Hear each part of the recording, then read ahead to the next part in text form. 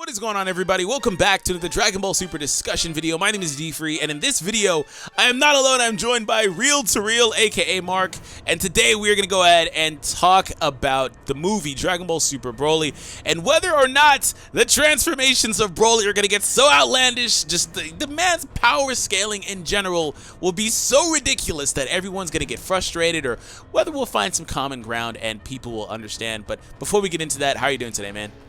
I'm good, man. Thanks for having me back on the channel. Let's get right into this. More so laughing about it, really. Yeah, one of expect a lot of gags, by the way, guys. Just to put that out there. We don't cover this actually on our channels, but there's a lot of people who do.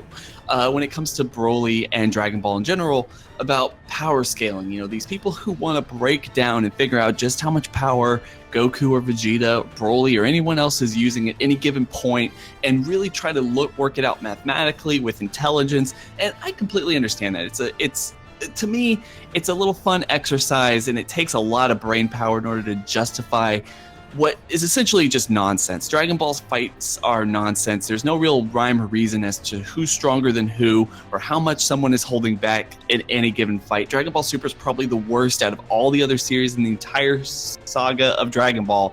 But this movie, I think, is going to really piss off some of the more prominent power scalers and even some of the ones who want to be, because from the trailer, it really looks like Toriyama has decided to continue using this stupid little trope that he used throughout all of Dragon Ball Super, where Goku and Vegeta are just so incredibly strong at this point that the only people who can actually go up against them and not make it seem really weird that how are these god level characters just kind of sitting around, even if it's a multiverse, like how are they just sitting around and not fighting anyone or just ruling their entire universe? So he works around that by introducing characters who literally learn to fight and power up on the fly in order to fight Goku and Vegeta. And through a majority of the trailer, it looks like Goku and Vegeta get their asses handed to them fighting a base Broly. Dfree, what are your thoughts on that? Like, do you think that's going to really outrage like a bunch of people in this community and make his prominence a little less so? I think it will, because it's a different idea, right? That we were introduced to this character once before, and I think that in and of itself is already going to be a hard pill for people to swallow. We've seen this guy before, and there's no way in hell that he should be this strong first. Even if it's a different version of this character, there is no relation to what we've seen before.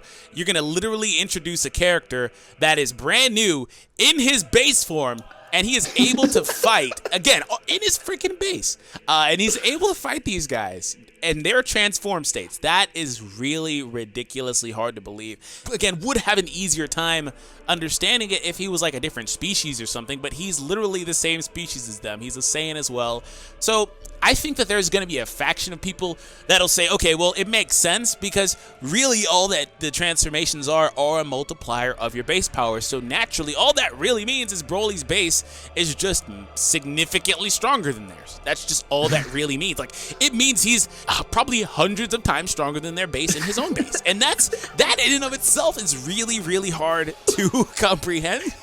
But how did they never sense him? I don't understand it. Okay, like maybe he learned suppression. Remember when Frieza learned suppression? Okay, maybe he was Frieza. Mind controlled. No, it wasn't Frieza. It was Vegeta. It was Vegeta, and then he's like, "Oh yeah, these Earthlings, they can suppress their power, yada yada." Yeah, maybe it's the mind control that keeps him docile and things like that. That it's so outlandish to think. And then ultimately, at his best, he's going to be in some variation of Super Saiyan. And it's incredibly hard to understand why, no matter if it's Legendary Super Saiyan or Super Saiyan Berserk, as they honestly might wind up calling it, just because we have a character that actually has Super Saiyan Berserk now in the main continuity in Kale. Even though they didn't call it that in the show, just like Rage, that's some of the things that comes from Heroes, but still I digress. Some variation of basically Super Saiyan, which those two characters, by the way, like Kale and Caulifla, are a whole other end of this. Like, you were not lying when you said Dragon Ball Super is really bad at this. Those two characters are a great example as far as like how bad they will be in terms of probably scaling off Broly, because honestly at that point I had already given up on trying to understand power scaling in Dragon Ball just because it didn't make any sense, especially in the Tournament of Power. When we get back to talking about Broly, he's going to be in some variation of Super Saiyan, and it's going to be really hard to understand why his Super Saiyan, again, is able to fight on the level of godly powers. you know, godly ki. It's going to be weird. But it's also at the same time not going to be the first time that's happened, because it happened in the Tournament of Power. Now, Kale and Khalifa got their butts kicked, but ultimately they still put up respectable fights, and they're going to be nowhere near as strong as Broly. So, can I just... there's one thing I want to ask you that I was thinking about while you were talking, just kind of working it out in my head. And Dragon Ball's been known to do this, but I think Broly's power level, even if it's so high that like him transforming into just a base Super Saiyan or whatever multiplier Berserk or Legendary gives you, that's fine. The problem there for a lot of people is that we have Broly fighting in his base form. So that base form is huge. Dragon Ball Super, it's not ever consistent. It makes no sense. Everything is dictated by like what has to happen instead of what makes sense. But there's that one scene in Dragon Ball Super where they're readapting the whole Fakatsu no F storyline, and you have Frieza be brought back in his first form, you know, that 530,000 power level form. And Goku's like, Nani? Like, this is like, he notices it on Beerus' planet. And one of the things they did in that one too is Frieza comes in, he rebuilds his entire force, you know, he has more power than he's ever had or whatever it is, but those people can't even stand up to Krillin or anything. So even if Broly's base form is brought down to a significant level, how have they never sensed this guy before if he's just out there somewhere in the universe? I mean, this guy has to have had some outbreak before. And no, that didn't make sense back in the movie days, and it won't make sense now. Like, how has this guy been able to completely go under the radar this entire time, especially when they've gone universe hopping now? So, like, I don't know. Yeah, it's not gonna, and also, like, on the sense. side, on the same part of that is, like, how does an omnipotent being like Whis not know about this guy? Maybe he does. Whis knows about everything. Yeah, that's what I'm like. There's no way that Whis didn't know Broly exists, basically. There's no way. But you know what's funny? You know what's funny, though? Because, like, I don't know if they adapted this to the show itself, but you remember in the movie, I definitely remember he's like, are there any Saiyans left? He's like, yeah, there's like a handful on Earth, and that's it. Oh, yeah, I remember that. I think that was the movie, yeah. He's like, yeah, it's these guys and then, like, their kids. Yeah, it's like, there's nobody left. Like, so Whis doesn't know about anything, really. He's just kind of going off the cuff, and he's not really paying attention to everything. That's the problem with Universe 7 and why they have such a low mortal level. But Dragon Ball has been known to do this. We've seen this happen a lot in the past when they do these big promotional advertisements, even for the movies. Is it possible that we're seeing Broly fight in his base form because they're trying not to give anything away, and in fact he probably has another form, or that's supposed to be something else? You know, we get to see that big transformation coming out of the hole in the ground. That doesn't mean that that's his only Super Saiyan form. They could be tricking us with this, making it look like he's fighting in his base form when he's really having like some I think that his equivalent to Berserk or Legendary, whatever they're gonna call it, I don't think they're gonna call it Legendary Super Saiyan again. I don't. Honestly, I'd be surprised if they even named it, by the way, outside of, like, you know, the toys and stuff like that. But I think whatever that is, that form, because it's Broly, we'll call it Legendary Super Saiyan anyway right now for the purpose of the video. I think that's his ultimate form, like his final form as well, just because the memorabilia, the merchandise, they're basically making this character the same character, visually anyway. You know, minor scars, different clothing, but all the toys show him in that form too. So I think that's where he's going to ultimately end up, which is why I'm saying that, you know, it's a hard pill to swallow that these characters can reach this level of power and still struggle against somebody that should be beneath them by all intents and purposes. But again, maybe it's just that Berserk / Legendary power-up that these characters, these couple of characters can get, that puts them on such an immense level of power, you know? I think it made sense with Hit. It made sense with Hit, and it's just kind of gone downhill since. No, see, I understand it when it's not a Saiyan. When it's a Saiyan, it just kind of feels like an ass pull. When it's anybody else, it feels like less of an ass pull. Like Hit, I understand. His pure progress, all that, I understand, but it still feels like, but it's not as bad. It's easier to understand it, you know? But it's just like, comparatively, you know? And the thing about Dragon Ball is, too, like, one character's version of a form is not exactly equal to another character's version of a form. And that is literally epitomized when you see Broly able to, and again, we don't know the extent to which how much he'd actually pressure these characters while still in base or just natural Super Saiyan before he breaks into his legendary form or anything like that. But still, you know that there's some ties here where it's like, you know, my version of Super Saiyan isn't necessarily just innately as strong as this other character's just because it's the same level of transformation.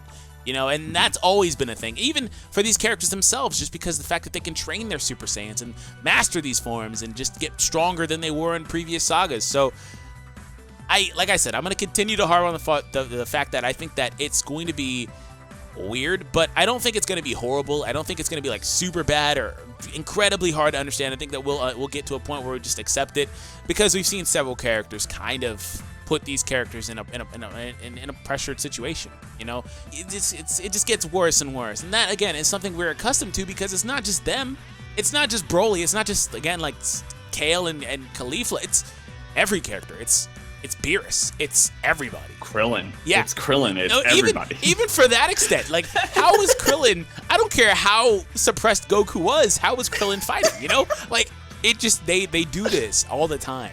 Yeah, it's crazy. I mean, I guess it kind of makes sense because they did, and I'm not a power scaler here. I mean, you're going to have to go to so many other people to get this. Yeah, but me either. I'm somebody that just looks at the material and like, yep. Yeah, like it's a way to thinking. It is a really legitimate way of thinking. Like, how possible if you transform, but then you can just kind of bring your entire power level down to 0? Why does that help you? It just drains your stamina. Yeah, Of course, you go all the way back. You go all the way back to the whole Cell Games thing, and they mastered Super Saiyan, and that makes sense for Super Saiyan because they mastered it. So did they master Blue? Because a lot of things point to no. Yeah. Because they don't overuse it. I mean, if they mastered it in such a way, you'd imagine they would just kind of leave it on throughout that entire tournament, but they didn't. And it wasn't like they were fighting for too long. No, they even said that they can't stay in that too long at certain points. Like, you know, they were like, yeah, that's why they kept going back to normal. So, you know, the one question I have to ask, because I think that a lot of people are going to be debating this over the next couple months. So we see that Broly is able to, at least from what we look at from the trailer, take on Goku and Vegeta, especially Goku in his blue form while he's still in his base. And then he transforms into the Super Saiyan Berserk form or whatever. Do you think that Broly in this movie is going to bring out UI Goku? I think Goku's going to get UI again. I don't remember exactly what he said at the end of Super, but I do know that this is basically a continuation after Super. It's main continuity stuff, so he does have UI. I don't know if he can access it, or if they're going to do the thing where he only gets to it whenever he's severely, you know, just pushed to his limits and is about to just go down, and he all of a sudden taps into it. And then at that point, I don't know if it would be the Ultra Instinct sign or just like literally the mastered version of it. I don't know. I don't think he's gonna bring it out. I really don't. Even though I know that he has access to it at some point, I don't think they're gonna use it again. But you know what I would like to see, in all seriousness, is I just would really, really like to see Goku stop using Kaioken Blue, which we know he's probably gonna use it. Remember the key onset issues he had when he first used that? Whatever happened? I know. They never do it again. They never do it again. The only like he's gonna be like a punch to the stomach or something. Oh, they're gonna do the movie one thing. Just do it all over again. Give Goku your energy and just oh my god. Yeah, so I think no UI, no fusion, no anything else like that. There's so many other things that they have to focus on. It would be so easy if we just have a bit of dialogue at the very beginning of the movie with Goku being like, he like, I've been working on something new, trying to bring out that Ultra Instinct power or something, and then he just brings out a new finishing move, and that's how he takes out Broly. And then we can all just sit around and be like, how is Broly so strong, and how is that move so strong? What is the power scaling of that move or something? That's the way I would do it. Yeah, no, I agree. Thank you guys for tuning in. We deeply appreciate you guys for being here. And first and foremost, before we even just end this video, I want to say, Mark, thank you for being here. You're such an amazingly beautiful person, and I appreciate it. I appreciate that. That's great. That's the best compliment I've got all day. We're going to just go ahead and end on awkward laughing, guys. Take it easy.